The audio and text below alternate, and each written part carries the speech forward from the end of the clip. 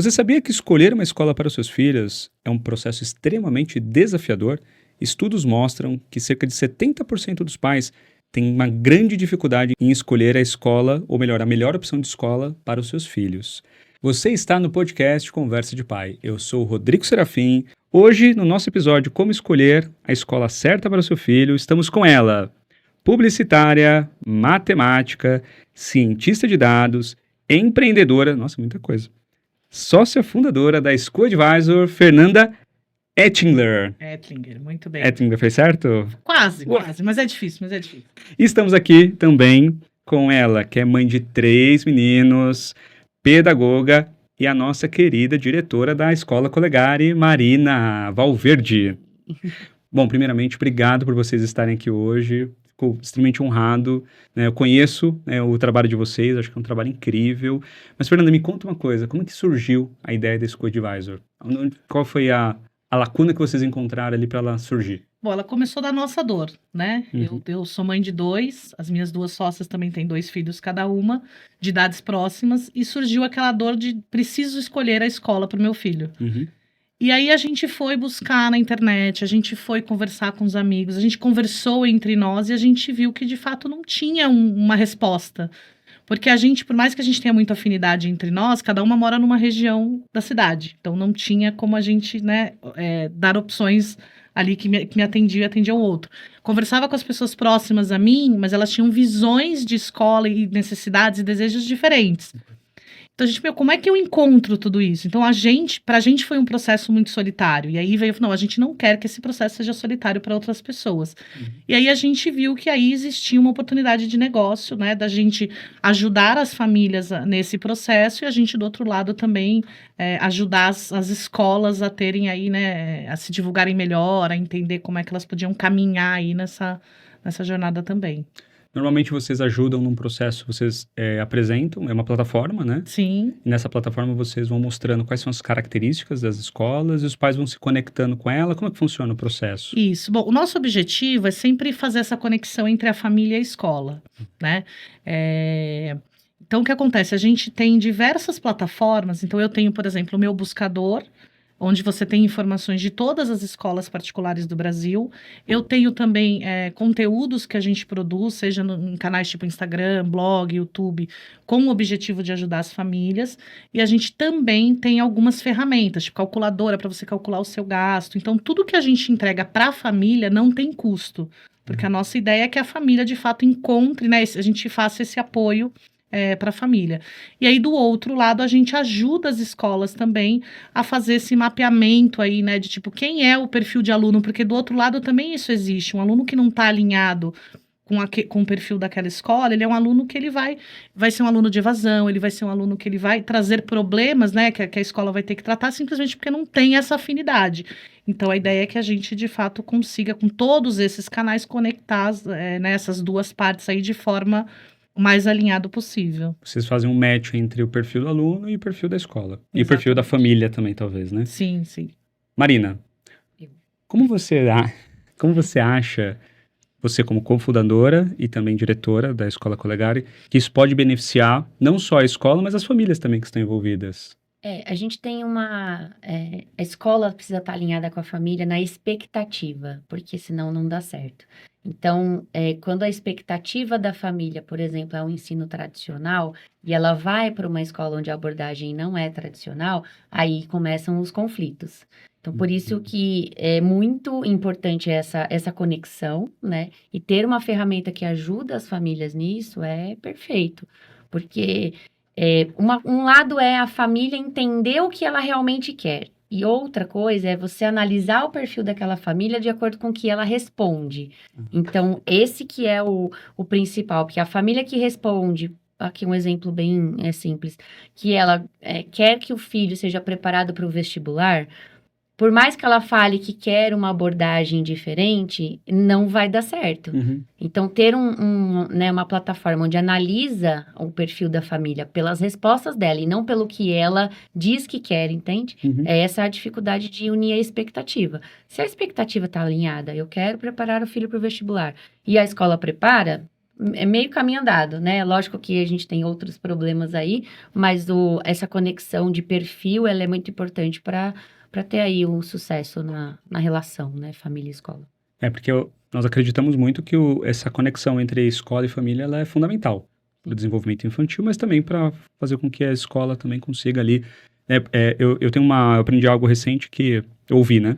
Um evento que eu fui, que a escola é a segunda casa da criança. E muitas crianças, inclusive, passam mais tempo na escola do que na própria casa. Isso é fato. Pega uma criança que fica num período integral, de 10 a 11 horas numa escola, Sim. ela chega em casa, fica 2, 3 horas com a família, dorme, acorda no dia seguinte e já está indo para a escola de novo. Quais os principais desafios que vocês acham que as escolas estão passando neste momento agora com relação à educação infantil? Ao infantil. Infantil. Eu acho que assim, né, existe um grande desafio da educação como um todo e que, claro, vai rebater para o infantil, que assim, o mundo muda muito rápido. Sim. Né? As coisas mudam. Então, assim, as profissões dos meus filhos não existem ainda. Né? Então, a gente não sabe o que vai ser o futuro. Eu acho que ele chega muito rápido, né? Hoje, acho que na nossa época a gente tinha um tempo ainda para as coisas acontecerem devagar. Hoje é muito rápido. E aí é muito difícil para a escola, principalmente porque ela está olhando lá para uma BNCC, para um monte de coisas que ela tem que seguir. Como é que ela acompanha esse mundo todo, né, mudando o tempo inteiro? Então, eu acho que existe esse desafio de acompanhar, né? A Marina falou da questão das escolas tradicionais, né? Uhum. A gente fala muito assim, tem escola que tem tradição, não tradicional, não estou trazendo para um sentido negativo, né? Mas tem a tradição de ser uma escola que existe há muito tempo, que é muito conhecida. Se essa escola é a mesma hoje que ela era, né, quando eu estudei lá atrás, tá errado. Né? Então, acho que tem muito esse desafio de como é que você acompanha essas mudanças e como é que você prevê um futuro que ninguém sabe o que está acontecendo, né? Então, acho que tem aí acompanhar, é mudança o tempo inteiro. Escola, acho que é uma mudança sempre, né? Todo dia tá mudando. Você tem que seguir uma regra, claro, você tem o seu projeto pedagógico, mas você tem que estar se reinventando. E não é tão simples. É muita gente, é muita expectativa. Expectativa do aluno, expectativa do professor, da coordenação, do diretor, da família, de todo mundo. Então, acho que esse é um grande desafio hoje, hoje e sempre, eu diria, das escolas. Então, a gente tem hoje um mundo mudando, certo? E a formação de professores continua a mesma, né? A legislação para a escola tem algumas atualizações, mas ela continua a mesma. Então, o desafio, não só na educação infantil como um todo, além de acompanhar essas mudanças, brigar, né, num sentido de, não brigar, mas assim, contradizer algo que está escrito com a atualidade. Então, como que você muda uma escola tradicional de 50 anos, por exemplo, se a legislação é a mesma, se a formação de professores é a mesma? Então, tem que mudar todo um ecossistema em volta da escola para que ela deixe de ser tradicional e passe a ser atualizada, vamos dizer assim. Então, essa, na minha visão, é a maior dificuldade. Eu ia perguntar para você como que você vê essa mudança, mas você já foi na antecipação já. Eu adorei. E nós estamos no mundo VUCA, né, que o pessoal chama, que é volátil, ambíguo, complexo, incerto. Né? A primeira vez que eu vi isso, eu falei, nossa, que bobagem é essa? Aí na segunda vez que eu vi, eu falei, meu Deus, estamos exatamente nesse momento, que é o que você falou. Eu adorei o que você falou, Fernanda, que as profissões, elas nem existem. Sim. E nós temos que preparar. Eu gravei um episódio, se não me engano, foi o 18º episódio, com a Paula Carvalho, que ela traz a educação positiva para dentro das escolas, e ela fez uma imersão na Green School, em Bali, e ela falou que como você ensina as crianças, ou melhor, crianças e adolescentes, a viverem num momento depois que eles saem da escola. E se você ensina eles a aprenderem. Como que eles aprendem na Green School? Eles aprendem vivendo, explorando, vivenciando cada momento, cada etapa. Então, você vai aprender sobre decomposição, vendo o animal se decompondo numa horta e entendendo para que serve a decomposição. Acho que é um dos melhores, assim, foi uma das formas mais brilhantes que eu ouvi sobre educação. Eu falei, nossa, faz total sentido, porque como que você vai ensinar uma matéria, como você mesmo falou agora, sendo que essa matéria ela pode virar de ponta cabeça no ano seguinte. Hoje nós estamos falando, né, você é uma cientista de dados, quanto tempo existe essa profissão? Uns 5 anos, 6 anos, mais ou menos? É razoavelmente novo. É novo, né? É novo. E talvez quando você for sentar na cadeira hoje de cientistas de dados, hoje, ele já vai ser totalmente diferente de quando você se formou ali em 2020, porque hoje a gente já está falando já de uma IA generativa que traz um monte de outras ideias e outros conceitos E o que vai acontecer daqui 5 anos, 6 anos? E eu vou fazer uma pergunta para vocês complexa. Vocês estão preparadas? Nunca. Mas a gente Fernanda, aceita assim mesmo. Eu vou ouvir você e vou anotar tudo que você vai falar agora, hein? É. Na sua opinião, falando da SchoolAdvisor, quais seriam os atributos mais importantes para que a gente chegue perto de uma escola ideal? É difícil, né? Difícil porque, primeiro, não existe a escola ideal. Isso é de cada um de nós. E eu acho que até quando a gente fala assim, existe a escola ideal para mim, também não existe a escola ideal para mim, existe a escola que se aproxima, né? Perfeito. Então, assim, claro, tem alguns critérios que você vai olhar. Então, por exemplo, você vai olhar localização, porque, né, se não está perto o suficiente, né, ou do trabalho, ou da sua casa, você não vai ter condições de levar e buscar. E você vai olhar a mensalidade. Então, isso assim, é o primeiro filtro que você vai fazer, porque se você não tiver isso, né, não tiver condições de levar e tiver dentro do seu orçamento, não faz sentido. Concordo. E aí, vai muito do que cada família vai buscar. Então, por exemplo, a gente tem famílias dentro da plataforma que elas buscam uma escola que tem ensino religioso. Né? Acho que esse é um exemplo que a gente sempre usa, porque assim, tem família que quer o ensino religioso, sim, e tem família que eu quero uma escola que não tenha de forma alguma ensino religioso. Então, aquilo vai servir, vai caber para aquela família. Claro que você vai olhar, a infraestrutura é uma infraestrutura adequada, ela é segura, o corpo docente tem uma formação, né, que faz sentido para aquela metodologia, para aquilo que a escola tá entregando. Quando eu ouço a coordenadora me apresentando a escola e eu observo o espaço, né, porque é importante, por mais que a gente, enquanto plataforma, ajude a família a ver informações sobre a escola, você vai ter que ir visitar a escola e se identificar com ela. Né? Então, quando você conversa ali com a coordenadora, o que ela está dizendo está refletido no espaço? Está refletido nas atividades? Eu falo muito, está refletido na parede da escola, né? Porque a parede da escola é uma exposição daquilo que é feito, né, lá dentro. Então, tanto que a gente tenta muito trazer para a família informações que vão além das informações objetivas, de quantos alunos tem, qual é a formação do professor. Então, a gente tem, por exemplo, alguns selos ou alguns atributos que a gente pede para as famílias trazerem para a gente. Então, eu tenho família que é amiga da sustentabilidade. Então, é uma família que está, uma escola, né, amiga da sustentabilidade, é uma escola que está andando mais para esse caminho. Uma escola que tem mais um olhar para o socioemocional. Não quer dizer que a escola não está olhando para tudo aquilo, né? Para o esporte, para o socioemocional, para a sustentabilidade, para a inclusão, mas quer dizer que aquilo são pontos mais fortes, né? Que ela tem. E aí a gente também tem acho que isso é legal até para quem principalmente está buscando a primeira escola, a gente montou uma coisa que chama 4 passos. Né? Então, o que são esses 4 passos que te ajudam até a entender quais são esses critérios aí? O primeiro é um mapeamento de perfil.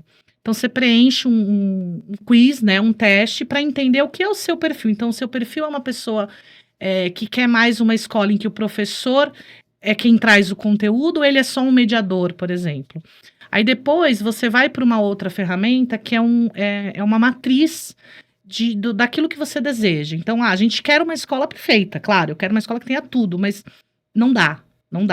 E assim, eu estou buscando desde que a empresa existe, estou buscando a escola perfeita, ela não existe, você vai ter que lidar. Então, assim, o que é um valor para você que é inegociável? Acho que é isso aí. Né? Então, assim, isso aqui para mim é inegociável. Sei lá, que meu filho tem um espaço para brincar na área verde, isso é inegociável. E o restante você vai ter que negociar, não vai ter jeito. Né? Então, você vai entendendo, então você tem que refletir junto com a família, junto com o aluno, que também é importante, independente da idade, você sabe se seu filho pequeno é mais falante, menos falante, se ele gosta de brincar, não gosta, você sabe quem ele é. Aí a gente tem um terceiro passo, que é aquele momento em que você faz uma lista daquelas escolas que você... essas aqui, né, estão mais próximas daquilo que eu estou buscando. E você consegue fazer um filtro daquela, então tá, essa aqui tá para mais, essa aqui tá para menos. E em último é um checklist que você vai assim, eu entendi as escolas, eu fiz uma seleção daquilo que está dentro do que eu busco, aí eu vou lá visitar a escola, o que eu preciso de fato checar, né, nessa escola para ver se me atende, como é que eu checo isso, além, claro, é segura, né, os professores são bem formados, assim, o que mais que serve? Então, eu acho que é uma jornada que ela é diferente para cada um, né, a gente tenta fazer com que ela não seja uma jornada solitária, mas é uma jornada que, de fato, cada um vai ter que entender aí os seus atributos, seus critérios. Vocês falaram de valores, né, então valores eu tenho o meu, você tem o seu, Marina tem o dela, eu achei bem legal que você falou sobre a questão de você fazer um checklist. Porque, às vezes, os pais, eles não sabem nem por onde eles começam. Sim. Como que eu falo que uma escola é boa e a outra não é boa? Então, é muito importante essa ajuda para os pais, né? Esse conhecimento dos pais, falar assim, legal, já tiveram amigos meus que, inclusive, eu não vou falar de amigos, vou falar da minha situação. Eu ia nas escolas e não sabia o que eu perguntava. O que eu pergunto? Na primeira escola, né? Quando você já tem experiência, já foi, né? Então, minhas filhas são pequenas, a Ana tem 4 anos, a Clara tem 1 ano e meio, um pouquinho mais, quase 2 anos. Então, eu fico meio que perdido às vezes. Falei, e agora? Isso aqui é bom, isso aqui não é bom? Mas hoje eu já comecei a observar, comecei a aprender um pouco mais, até pelo meu envolvimento nesse universo. E aí eu comecei a entender o quanto a escola pode impactar no futuro das minhas filhas. E Marina, Pode não, será, né? Impactará com certeza, né?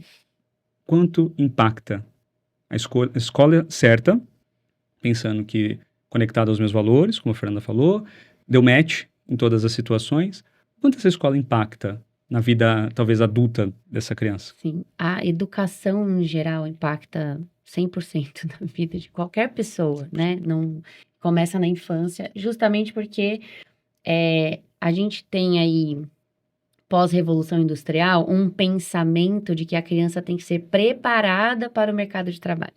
Que é um mercado de trabalho que a gente não sabe como vai ser, mas mesmo assim o pensamento é esse. Então, enquanto o pensamento for esse, a gente vai estar sempre impactando negativamente a vida dessas crianças que serão adultos no futuro. Justamente porque você não sabe como vai ser o futuro. Então, você está pensando numa preparação que você nem sabe se vai acontecer. Então, é claro que aqui, hoje, a gente está falando de um recorte, escolas particulares e famílias que podem escolher. Não é o caso da educação pública no Brasil. Infelizmente, né, não tem esse poder de escolha e nem a condição de analisar tantos fatos aí, tantas, né, etapas. Então, partindo para uma escola particular e desse poder de escolha que a família tem, primeira coisa é a família olhar para ela mesma. O primeiro é o quanto você, família, está impactando aquela vida. E aí depois você vai pensar no quanto aquela escola vai impactar aquela vida. Porque o ideal seria uma soma de impactos, entende? Eu estou impactando minha família nesse sentido e eu quero que a escola me ajude a impactar nesse outro sentido. Então, primeiro eu olho para dentro, para, né, eu mãe, ou eu pai, eu cuidador, cuidadora, enfim, eu ali a família, a casa 1, e depois eu vou olhar para a casa 2. Mas tendo a certeza de que a casa 1 impacta muito mais e a casa 2 deveria aí ser um complemento desse impacto. Deu para entender? Ou ficou confuso? Não, ficou super claro. E eu, inclusive, tenho uma outra pergunta para fazer então, para vocês duas. E qual vocês acham que é o papel da escola e da família no processo de educação das crianças? Eu acho que ela acaba se misturando muito, né? É assim, na minha época de escola, quando eu estava na escola, que faz pouquíssimo tempo, eu sou uma pessoa jovem. Foi ontem. Era muito. Qual era o objetivo? Era saber contar 1 mais 1 e escrever ABC, né? E hoje, o que a gente espera da escola? Eu espero que a escola prepare meu filho com soft skills. Eu espero que meu filho tenha um socioemocional muito bem desenvolvido. A família passou para a escola essa responsabilidade. Na verdade, é uma responsabilidade que acaba sendo dos dois, né? E a escola assumiu essa responsabilidade, o que é importante também, porque a gente fala, né, da primeira casa, segunda casa. Tem algumas situações que é quase que a escola é a primeira casa da criança, né? Que você falou, eles estão no integral, são 13 anos da sua vida que você passa dentro da escola, dependendo da idade que ele entra. Tem criança que passa a maior parte do tempo dentro da escola, então, assim, não faz sentido que a escola seja só um espaço de ABC 1, 2, 3, né? E também não faz sentido, claro, que a família traga essa responsabilidade toda para a escola, de criar, de formar essa criança além desse conteúdo. Então, eu acho que a responsabilidade é dos dois, por isso que eu acho que é importante que tenha esse match entre a família e a escola. Porque se a regra que eu tenho na minha casa é diferente da regra da escola, se o valor que eu dou, né, para determinadas coisas na minha casa é diferente do que está ali na escola, essa criança ela fica num meio de caminho que as coisas não vão se conectar. Então, por exemplo, eu tenho 2 filhos, um em cada escola, cada um estuda numa escola diferente. Porque eu não encontrei uma escola, hoje eu moro em Jundiaí, eu não encontrei uma escola quando eu mudei para lá, que atendesse a necessidade dos dois e, ao mesmo tempo, a minha. Porque tem isso também, né? É o meu valor, mas é quem é aquela criança, quem é aquele adolescente. Então, eu consigo conectar com a Leila, que tem hoje 13 anos, com uma escola que segue, claro, aqui os valores da minha família, mas que atende às necessidades dela, e eu conecto com uma outra escola para o Lucas, que hoje tem nove, sempre tem que fazer a coisa. É difícil, né? 2, a gente esquece tudo. Então, o Lucas que tem 9, que tem outras necessidades, mas mesmo assim a escola tem os mesmos valores que o meu. Então, acho que é muito todo mundo junto, né? Caminhando para essa construção aí. Todo mundo junto. Todo mundo junto? Todo mundo junto. Existe uma briga, né, de quem tem razão. Ah, eu escola tenho razão. Não, eu família tenho razão. Eu especialista X tenho razão também. E aí, enquanto fica nessa briga, a escola vai ficando a educação no geral vai ficando cada vez mais distante do que seria ideal. E a criança no meio. E a criança no meio, né, não sabe para quem que ela escuta. Não, a gente fala muito, tem gente que tem medo de trocar de escola, né? Eu tenho medo porque ele já tem os amigos, ele já tem... A gente tem medo mesmo. Quando eu mudei de cidade, a minha filha não queria mudar de cidade, não queria mudar de escola, foi muito difícil. Fui buscar, né, outros artifícios, pessoas, em terapia e um monte de coisa para resolver. Mas é que a verdade é que assim, você tem que escolher uma escola para o seu filho hoje. Não adianta você escolher uma escola, né? Ah, meu filho tem 4 anos, eu quero uma escola que quando ele estiver lá no ensino médio, ele não está no ensino médio. Ele não está no ensino médio. Escolha uma escola para agora. Se a escola que você escolheu agora te atender até o ensino médio, muito bom. Se a escola que você escolheu agora não te atender a atenção, se tiver que mudar, muito bom também, né? Você faz parte. Não tem a gente tem medo da mudança, mas às vezes a gente precisa, até porque quando a gente escolhe a primeira escola, a gente escolhe, né? A criança normalmente é muito pequena. Sim. Depois ela te ajuda a escolher também, ela muda, né? O mundo muda, as pessoas mudam, então assim, a gente não pode ter medo dessas mudanças também de acompanhar. Nossa, que legal isso que ela falou, porque isso é um grande senso, né? Porque quando nós falamos nas nossas redes de conexão sobre esse processo de ou mudar de escola, ou então tomar decisão pela escola A ou B, a gente percebe uma decisão muito complexa. Sim, eu não estou dizendo que é fácil, mas você falou tudo. A gente tem que se preocupar com agora. Que agora, qual a melhor opção para essa criança, dentro dos meus valores, dentro da localização, mensalidade, infraestrutura, preparação de professores, tudo isso que você falou, que eu adorei, já essa lista que você já trouxe. E aí, quando você escolhe agora, acho que facilita até esse peso, né, dos pais escolherem. E, por exemplo, isso acontece, né, a Marina já relatou em alguns casos, lá na Colegária, que a gente percebe esse movimento acontecendo, e você deve ter visto vários outros casos. Uma outra questão que eu permeei aqui na minha cabeça, as pessoas falam muito que a gente fala muito sobre o modelo tradicional de ensino, agora falando não só da tradição da escola, mas o modelo tradicional de ensino. A gente já falou um pouquinho lá no começo sobre a questão das profissões do futuro. E falam também muito sobre esses novos modelos, novas escolas que estão surgindo. Vocês acham que esse modelo tradicional, ele é eficiente hoje, quando a gente olha a forma que as escolas lidam com relação ao modelo de aprendizado, ao carteira, é o que você falou, 1+1, é o ABC, né, muito mais preocupado em as crianças passarem no vestibular e menos talvez no soft skill, vou usar o que você usou agora há pouco, né, Fernanda? Essa preocupação e essa visão com relação às emoções. Vocês acham que esse modelo de escola tradicional é um modelo, porque muitas pessoas falam que é um modelo que funciona. Vocês acreditam nisso, que é um modelo que funciona? Não, não mesmo. Eu tenho 3 filhos, né? O mais velho tem 18 anos. E ele estudou dentro do que eu podia numa escola super tradicional. Tradicional de não poder colocar a camiseta fora da bermuda, nesse nível. E era o que tinha na época, né? Não tinha essa experiência. E hoje escolhi outra escola para o filho, o Recheio, o filho do meio. E com experiência em escola, eu fui olhar outras coisas na escola.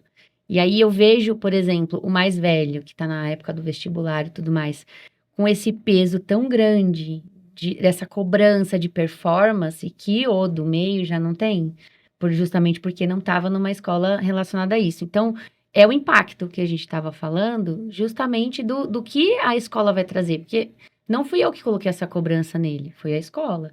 Então, se a gente não tem essa preocupação em respeitar a infância e deixar a criança ser criança, que é o que a educação tradicional não faz, são esses resultados que a gente vai colher. É só a gente lembrar do que foi a escola para nós, né? Eu tenho certeza que qualquer pessoa da nossa idade que a gente pergunte, tem alguma situação que você lembra na escola que foi difícil? Vai lembrar de uma lista, né? Então, por isso que não dá certo. Hoje a gente tem várias coisas, várias vários problemas na sociedade que poderiam ser evitados se tivesse esse respeito. Então, olha o índice de suicídio, olha o índice de depressão na adolescência. Não estou falando que a culpa é da escola exclusivamente, mas é desse olhar tradicional como um todo. É a família que está com uma educação tradicional, a escola, a sociedade, né? Um grupo, né? Um conjunto. Ciclos. Exatamente, todo mundo junto. Se tá todo mundo ali no tradicional preocupado com outras coisas, a gente deixa escapar o mais importante.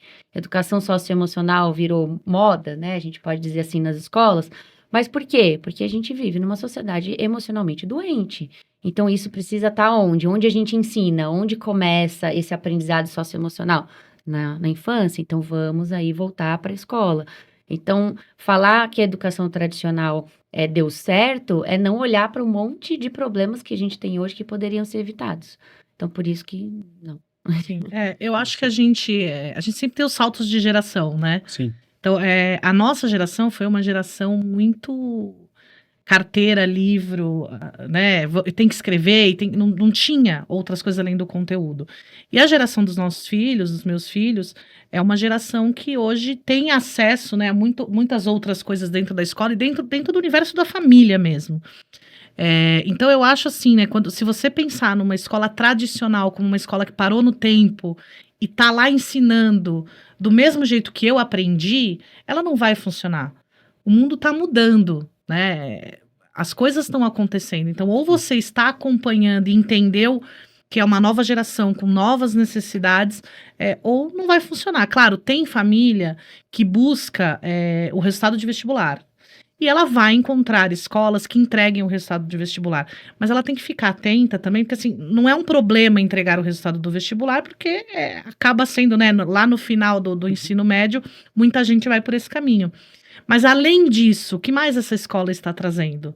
Né? Ou ela está presa nessa tradição, nessa tradição no sentido ruim, né? Ou ela tem, não, no meio do caminho ela tem coisas que ela está trazendo. Então eu acho que funciona. Agora, se você parar no tempo, né? Se a escola, tem muitos pais que falam, eu gostaria que meu filho estudasse na escola que eu estudei.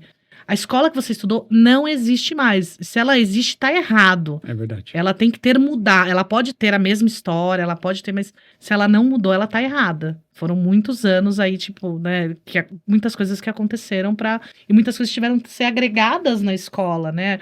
A questão do socioemocional, milhares, tipo, brincar livre, um monte de coisa que a escola hoje traz e que são importantes. O próprio uso da tecnologia, né? Sim. Ele precisa estar na escola e na nossa época não tinha, né? E precisa ter. A criança precisa aprender a lidar com esse mundo digital. Sim, a gente teve outro dia, a gente participou do evento com o Daniel Becker falando de celular, né? Sim. E assim, muita gente questiona a gente assim, mas tem que proibir? Eu falei, calma, talvez, não sei a resposta, né? Mas assim, tem coisa que você tem que fazer um pouco de forma radical. Então assim, proíbe para você questionar como é que você passa a trazer aquilo para o dia a dia. Então não adianta você estar numa escola que assim, não existe tecnologia nenhuma, é zero. Eu trabalho de home office o dia inteiro no computador. Então, assim, se eu não aprendi, se eu não tiver essa vivência na escola, eu vou ter que viver isso em algum outro lugar. Então, eu acho que tem coisa que, assim, tem que trazer. Inteligência artificial. Outro dia, minha filha brigou comigo, que ela precisava achar uns temas de um trabalho científico. Eu joguei na inteligência artificial, falei, me dê temas. Ela, não, mas eu não posso. Eu falei, calma, vamos entender. Você não pode fazer o seu trabalho aqui, mas você pode perguntar para ela, falar o que você gosta, temas na área DX, que falem sobre tal coisa, para ela te ajudar a pensar. É você usando ela, não ela, né, te dando a resposta toda. Então, Perfeito. Você tem que olhar e tem que trazer essa realidade. Não dá para ficar lá atrás. Nós falamos muito sobre tecnologia, sobre essa questão das crianças, inclusive adolescentes, levarem seus celulares para as escolas. O que vocês acham desse tema? Porque eu percebo que, além de ser muito discutido, né, você falou agora há pouco, né, que a gente foi lá na Rudolf Steiner, num evento com o Daniel Becker, ele falou muito dos perigos e tudo mais. O quanto vocês acham que é danoso o uso de tecnologia no ambiente escolar? Danoso nossa, é uma palavra, né? Danoso se não é monitorado, se a criança não aprende a usar aquela ferramenta, sabe a historinha da Bela Adormecida? Que picou o dedo? Ah, sim. Se tivessem contado para ela, instruído ela sobre o que teria acontecido se ela picasse o dedo, talvez ela não teria picado, ou talvez ela teria picado por escolha. Mas assim, a tecnologia é a mesma coisa. Não adianta a gente fingir que ela não existe. porque ela existe. E ela faz parte da nossa vida e da vida. Se você não mora numa aldeia, numa aldeia não, vai. Se você não mora num lugar isolado de tecnologia, ela vai fazer parte da sua vida, né? Inclusive, usa a plataforma, que é uma tecnologia, para achar a escola, certo? Se você não prepara não, se você não ensina a criança a usar a tecnologia, ela vai ser um problema. Então, se tem escola, por exemplo, onde o celular no recreio é liberado. E quem está monitorando esse acesso? O que as crianças estão vendo? Quais são as dúvidas e as curiosidades que surgem naquele uso? Então, proibir não, mas instruir. Então, para mim, você proibir o uso, nunca ter, não falar sobre isso, fingir que a tecnologia não existe, é um erro. E você liberar também sem um monitoramento é o perigo. Agora, a Fernanda comentou, agora há pouco, né? Você falou que você trabalha home office, você usou lá uma inteligência artificial para ajudar a sua filha numa questão de pesquisa. Eu também acho que é trazer a tecnologia para nos apoiar e falou até no evento lá, falou sobre cidadania digital. Eu acho que um dos diretores de uma escola, né, que participou de um painel. E o que você acha disso? As escolas estão preocupadas de fato com a cidadania digital? As escolas estão olhando para isso, mas eu não sei se elas já entenderam, né, já chegaram no lugar ideal. Né, porque é muito isso que a Marina falou, assim, você tem que orientar, então mais do que você levar para a sala de aula um Chromebook, né, os elementos, a tecnologia de fato para usar, é você levar para aquele aluno como é que você trabalha a ética digital, o que você deve ou não deve, pode ou não pode, até para que ele desenvolva um senso crítico, né, que vai servir não só para aquele uso, mas também para outras coisas da vida. Então, não dá para você tirar, porque isso está o tempo inteiro, né? Então, tem o celular, tem o tablet, tem o computador, tem a televisão, tem tela no lugar. Como é que você orienta essa criança a também conseguir tomar decisões? Porque às vezes, assim, eu também paro, às vezes, no meu dia e jogo o meu joguinho inútil pra me distrair. Mas assim, se eu ficar ali só rodando o feed o dia inteiro, isso é legal? Eu rodo o feed de vez em quando um pouquinho. Eu preciso daquilo também, né? Todo mundo acaba fazendo, mas o que aquilo te traz, né? Como é que você pode usar aquilo da melhor forma? Então, acho que a família e a escola também precisa trazer estimular esse aluno a pensar, nessa criança, esse adolescente, a pensar naquele uso, e não a tirar completamente, assim, mas usar de forma correta, com os cuidados devidos, né? Só que teve um caso na escola que eu trabalhava, crianças ali de 9 anos, 8, 9 anos, e aí fizeram um grupo, e a escola não permite celular, não tem tecnologia. Então, fizeram um grupo na casa deles, porque a maioria hoje em dia tem aí acesso ao celular, e aí a gente entra em outra discussão de liberar ou não o celular, mas deixa para outro episódio esse. Eles criaram um grupo, e tinha um aluno que tumultuava um pouquinho mais ali o grupo. Então, eles criaram um grupo, todos contra aluno X. E aí, uma outra mãe que percebeu esse movimento, tirou um print da tela, mandou para a escola, aquela coisa, né? Que as escolas aí estão acostumadas já a receber esse tipo de problema. E não é um problema que a gente estava acostumado a ter, né? Então, hoje a gente tem isso. E aí, eu sentei com todos eles, eu era coordenadora lá, sentei com todos eles e falei assim, olha, isso é bullying. O nome disso é cyberbullying. Cyberbullying acontece assim, a legislação fala isso. Quem responde por vocês são menores de idade, são os pais de vocês. Eles que vão responder criminalmente, porque esse é um crime. Então, teve uma roda de conversa, esse aluno não estava nesse dia, né, o aluno em questão, e ele teve uma roda de conversa ali com eles, orientando.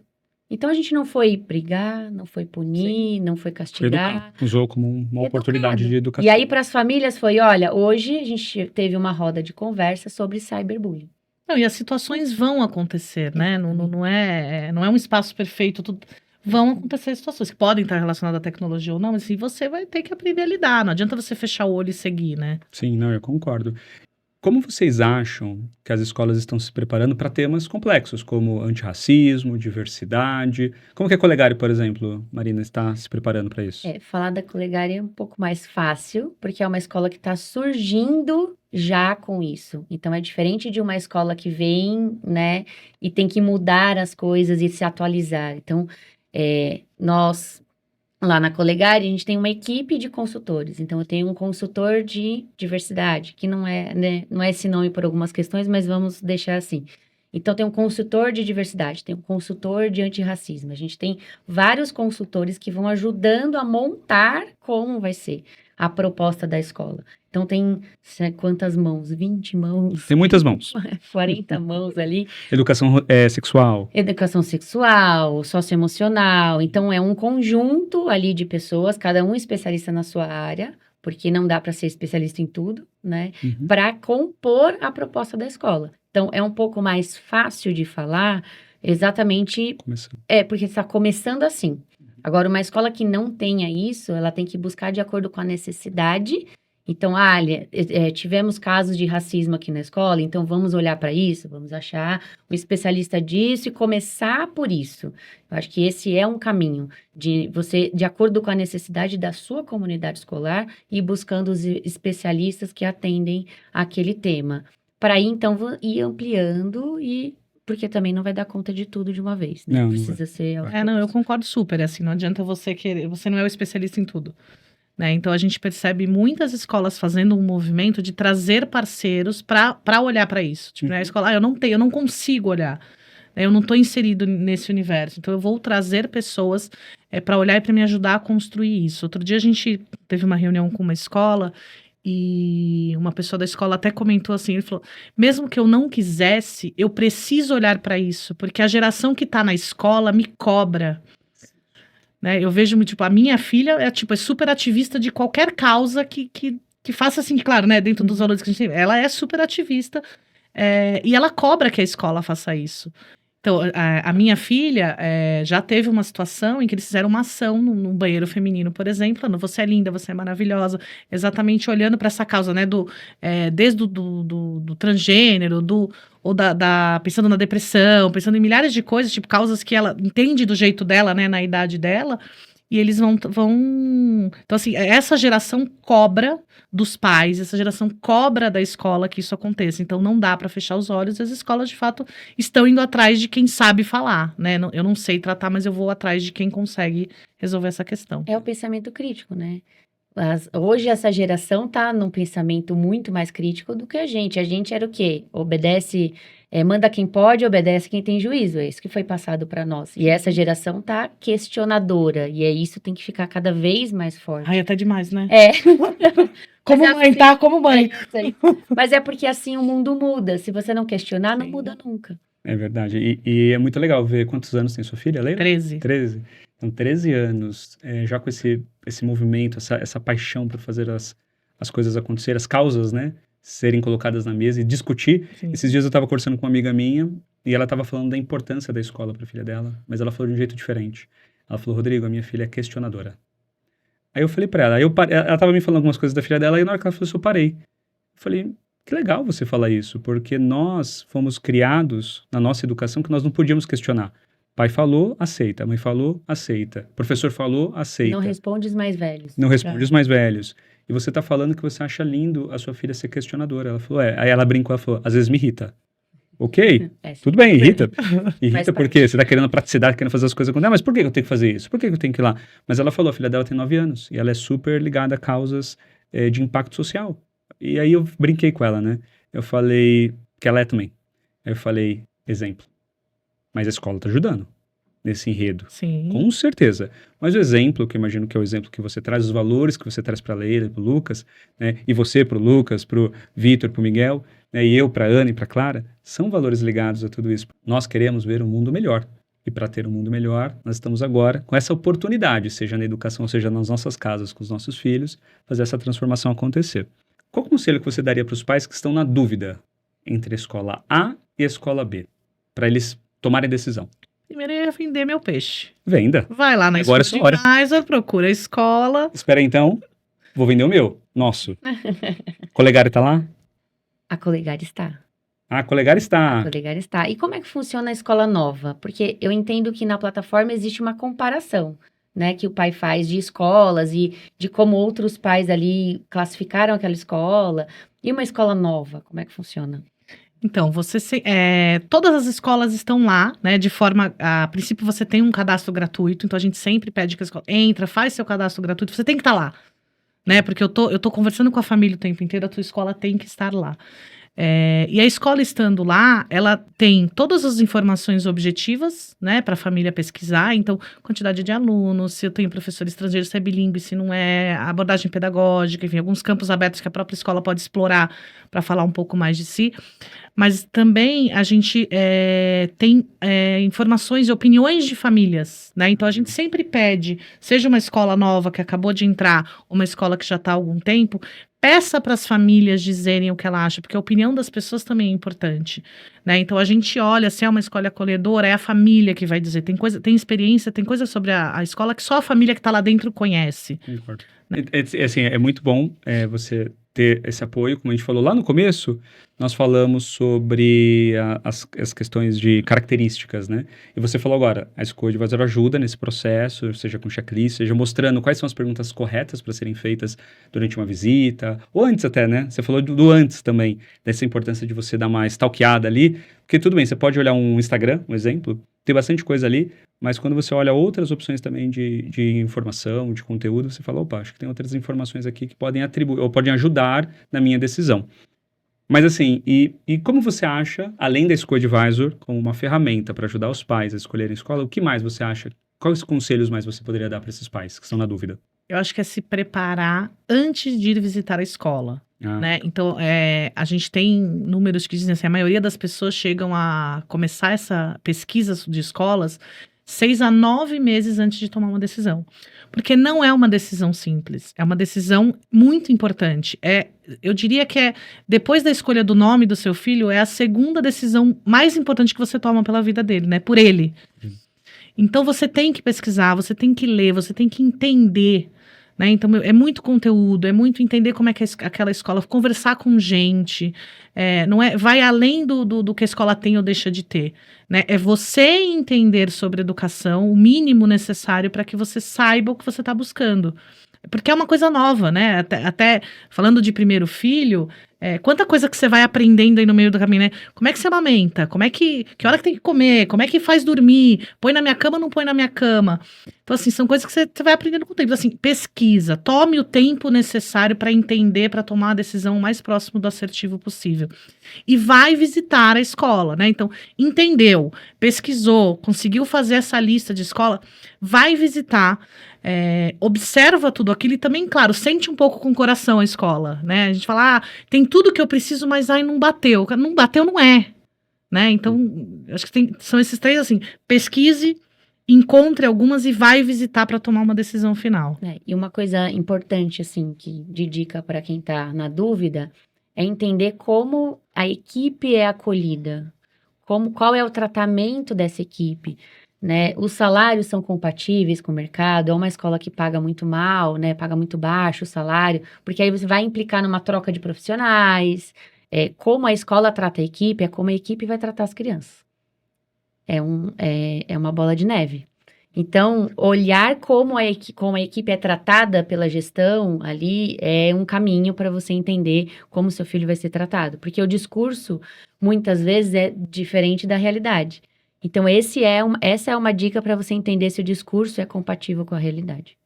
O acolhimento é tudo, não só para as crianças, mas todo esse ecossistema de professores e funcionários. Vamos chegando ao final do podcast.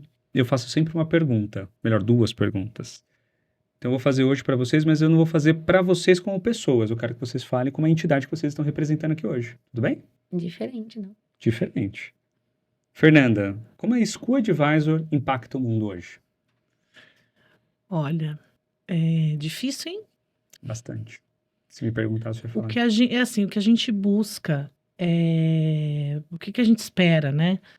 Que as crianças de hoje sejam adultos mais felizes, né? E isso passa pela escola, isso passa pela experiência que você vive ali na escola, né? Pelas pessoas, pelas dificuldades, pelo caminho que você percorre dentro da escola. Então, a gente acredita muito que se você consegue, né, essa trajetória de 13 anos ou mais, que essa criança, que esse adolescente está passando na escola, ele aprenda a conviver, ele aprenda a aprender, né, pegue o gosto por aquilo, eu acho que você tem adultos mais felizes, né, a gente Eu sempre falo que, assim, eu não trabalho para ganhar dinheiro. Claro que eu quero ganhar dinheiro, mas eu trabalho porque eu gosto do que eu faço. Então, eu quero que os meus filhos façam as coisas porque eles gostam. Eu quero que as crianças, adolescentes, quando crescerem, façam aquilo porque eles gostam. Claro, eles vão ganhar dinheiro, claro, vai ter dias difíceis, mas assim, eu gosto. Eu vou porque eu gosto. Então, acho que esse é o nosso objetivo aí pro mundo. Saber que é o meu objetivo da minha casa, É, com as minhas filhas. Que elas façam, que elas gostem. Que elas sigam o propósito. Que elas encontrem e sigam o propósito de Sim. vida delas. Bonito isso que você falou. Obrigado. E Marina, como a Colegare, a escola Colegare vai impactar o mundo. A Colegare foi pensada, né? Você também pode responder essa, mas ela foi pensada, surgiu com base no respeito. Então, assim, o respeito lá é tão grande que ele transborda. Então, é assim que a gente está impactando, já está impactando antes de abrir toda a comunidade ao redor. Então, ali, a criança, o funcionário, a família vai ser tão respeitada que fora dali, quando ela for desrespeitada, ela não vai aceitar. Esse é o nosso maior impacto. Respeito. O respeito. E eles exigirem que sejam respeitados. Não aceitar menos que isso. Não aceitar menos que isso. Que bom, gostei. E minha pergunta final agora para vocês, como mães. Fernanda, o que é família para você? olha, família não é fácil. Família é desafio, eu acho. Claro, a gente acho que tem é amor, é todo mundo junto, assim, mas família é desafio, né? Família, eu acho que é lidar com aquele dia que você tá estressado, mas você precisa respirar fundo, porque seu filho tá com uma energia maluca e você vai ter que jogar o hora um pouquinho pra dar uma descansada. Família é lidar com aquele dia que o seu filho está irritado né, e as coisas dão errado. E também claro, sentar junto, é conversar, é abraçar, é dar risada, mas assim, é um desafio, né? É sempre um desafio. Eu falo que é equilibrar os divertidamente, né? Então, tipo, e acho que família vai além também do núcleo familiar, né? Claro, tem a dinâmica ali, tipo, eu, meu marido, minha mãe, meus 2 filhos, que a gente mora todo na mesma casa, a gente tem uma dinâmica, mas a gente percebe que isso vai, né? Isso se expande. Então, assim, eu tenho amigos, eu tenho vizinhos que estão ali, que fazem parte do nosso dia, que também constroem essa dinâmica de família. São mais próximos, às vezes, até do que a família, de fato, né, de sangue. Então, acho que é isso, é esse desafio, mas que sempre tem uma recompensa muito boa. Vai ser muito boa. 90% trabalho e 10% curtição. Exato. Mas os 10% supera os 90%. Supera. É só aí, ó, eu como matemática, vou te falar, o 10% é maior que o 90%, né? Que loucura, né? Pois é, nessa hora vale. Nessa hora vale. E Marina, e você? Eu tava refletindo aqui, né? Porque ouvi muitos podcasts e cada um respondeu uma coisa sobre família que todas fizeram sentido, né? E eu acho pra mim, né, hoje, porque eu não sei o que eu respondi da primeira, tá? Mas família é escolha. Como você escolhe viver aquele conjunto, né? Existem muitos tipos de família, nem todos têm escolhas, opções, né, de escolhas, nem todos têm boas opções ou melhores, enfim, de escolhas, mas é sempre uma escolha. Eu, por exemplo, escolhi estar ali, eu escolho todos os dias estar ali, eu escolho todos os dias pensar na educação deles, pensar na refeição deles, são escolhas diárias, não é uma escolha só e tá tudo certo. São escolhas diárias que vão mudando de acordo com a necessidade, com a demanda, mas é sempre uma escolha. Então, para mim, eu escolhi a família, né? Então, eu escolho minha família todos os dias, é isso. Intencionalidade, né? Sim, com intencional intenção. na escolha. Na Legal. escolha, em tudo Gostei. que a gente falou, né? Todos os aspectos são escolhas. Eu vou escolher uma alimentação saudável, eu vou escolher. São escolhas o tempo todo. E quando você escolhe na intenção de amor, na intenção de estar perto e de fazer o bem, as suas escolhas vão ser reflexo disso. Muito bom. Gostei. Estão bem inspiradas. Bom, e agora finalizando, queria perguntar para vocês como as pessoas acham vocês nas redes sociais, como acha a Fernanda, como acha a Schooldivisor. Bom, a Schooldivisor, você tem o buscador, que é achomaescola.com.br, que é onde tem, né, você pode encontrar todas as escolas. Tem o nosso Instagram, SchooldivisorBR, YouTube, Spotify, é só buscar lá Schooldivisor Brasil, você encontra a gente em todos os canais. E você, Fernanda, as pessoas te encontram? Me encontram, mas o meu perfil é fechadinho. É fechadinho? Você vai me encontrar pelo meu sobrenome, difícil de escrever, que é Ettlinger, mas deve estar escrito em algum lugar aqui Vai estar. Vai estar lá embaixo. Tem o @Ettlinger no meu Instagram e tem o meu LinkedIn também. Legal, muito bom. E você, Marina, como as pessoas acham a Escola Colegari e Marina Valverde? Escola Colegari com 2 L's, né? No Le, Escola Colegari. O perfil do Instagram, @escola.colegari. É assim que você nos encontra. E Marina Ig Valverde. Mas o meu perfil tá começando, tá? Então não tá profissional ainda. tá ainda. Ainda não. Mas quem quer te encontrar, vai lá na Colegari. Vai lá na Colegari que eu tô lá, Tá sempre. lá sempre. Nosso diretor e cofundador. Fisicamente, digitalmente, Tudo. virtualmente. Vamos chegando ao final desse episódio. Obrigado, meninas. Obrigado pelo tempo de vocês. Obrigado pela energia, pelo conteúdo. Aprendi muito. Eu anoto, Obrigada tá? pelo Parece que não. convite. Anoto bastante, tá? E agora eu vou entrar lá na plataforma, vou ver tudo que vocês colocam lá. Posso entrar, né? Pode. Já estamos lá, né? Já estamos.